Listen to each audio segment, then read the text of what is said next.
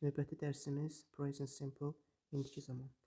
İlkin olaraq onu qeyd etmək lazımdır ki, İngilis dilində 16 zaman var. Biz ilk olaraq bu 3 zamanı öyrənəcəyik. Birinci indiki zaman, yəni Present Simple. Present Simple adından göründüyü kimi zamanın indiliyini bildirir. Hər zaman cümlə quran zaman, qayda izah edən zaman biz pozitivi, yəni cümlənin təsdiqinə, negativ, inkarlığına, eyni zamanda question, yəni sual formasına baxırıq. Çünki işlətdiyimiz cümlə təsdiqdə, negativ inkarda və eyni zamanda question, sual formasında ola bilər. Şəxs əvəzliyində də burada qeyd etmişik. Biz bugün götürürük read fe'limizi.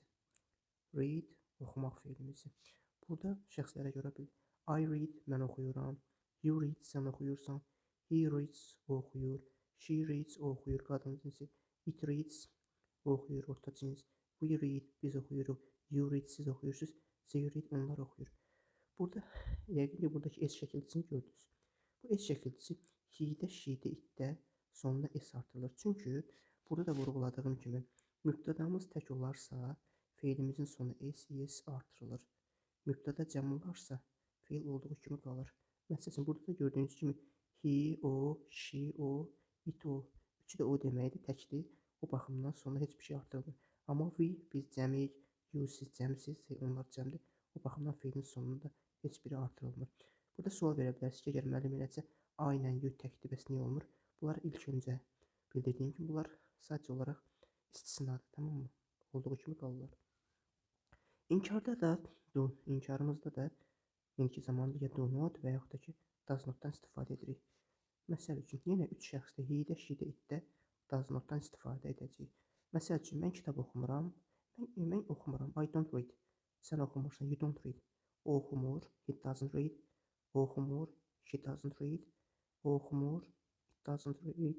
Biz oxumuruq, we don't read. Siz oxumursunuz, you don't read. Onlar oxumur, they don't read. Bəli, üçüncü şəxslərə does not-dan istifadə etdik. Sual formalarda da do, yenə does çıxır önə. Do I read, mən oxuyuram. Do you read, sən oxuyursan. Does he read, o oxuyur. Does she read, o oxuyur. Does it read, o oxuyur. Do we read, biz oxuyuruq. Do you read, siz oxuyursunuz. Do they read, onlar oxuyur. Sual forması yaranır. Burada da qeyd etmişəm, eyni zamanda. Məsəl üçün, Əsnad kitab oxuyur. Əsnad reads a book. Səbəb, çünki Əsnad nədir? Tək isimdir. Desəm, Əsnad və Aydan kitab oxuyur, çünki burada read olacaq. Şəkilçi artırma, çünki bunlar nədir? Cəmdir. Cəm isim. Desəm, Əsnad oxumur, yenə Əsnad tək olduğuna görə does not read. Desəm, Əsnad və Aydan oxumur, yenə do not read, çünki Əsnad və Aydan cəmdir. Sualda desəm, Əsnad kitab oxuyur, tək olduğuna görə does not verirəm. Does Əsnad read a book? Desəm, Əsnad və Aydan kitab oxuyur, cəmə görə do. Necə ki, inkarda nə işlədiriksə, sualda da çıxır. İnkarda nə işlədiriksə, sualda çıxır qarşıya. Tamam mı? Digər nümunələrə baxaq burada.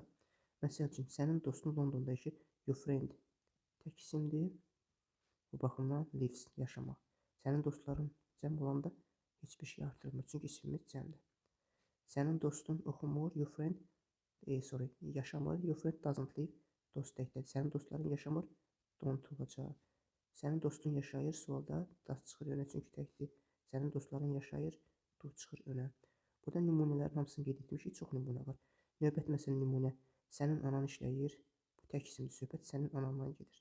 Bəzən uşaqlar deyir ki, müəllim, bəs dedik ki, you ilə do olur axı. You ilə, bəli, do olur, razıyam. Amma söhbət burada, you, məsəl üçün, mazə gedir. You mazə təkdədir, ona görə does olur. Düzdür, burada olsa, məsələn, sizin analarınız olsa, tutalım ki, burada qeyd edirəm ki, sizin analarınız belə olsa, your mothers olsa, mothers, okey, mothers yazışı mothers. Bu zaman do-dan istifadə edə bilər. Yəni, biz burada isimimizə baxırıq. Tək olduğuna görə does your mother work? Desəm, amma cümləmizdə sənin anan harada işləyir? Where does your mother work? Yəni, xüsusi sualımız varsa, birinci xüsusi sualımız, sonra köməkçimiz, sonra normal cümləmiz gəlir. Sonra deyə bilərəm. Necə deyə bilərəm? Sənin dostunun qardaşı var. Does your friend təkdədir? Have a brother. Sənin dostun desəm artıq neçə qardaşı var? Çünki birinci how many nə gəlir? Xüsusi sualımız gəlir. Sonra köməkçi feilimiz gəlir.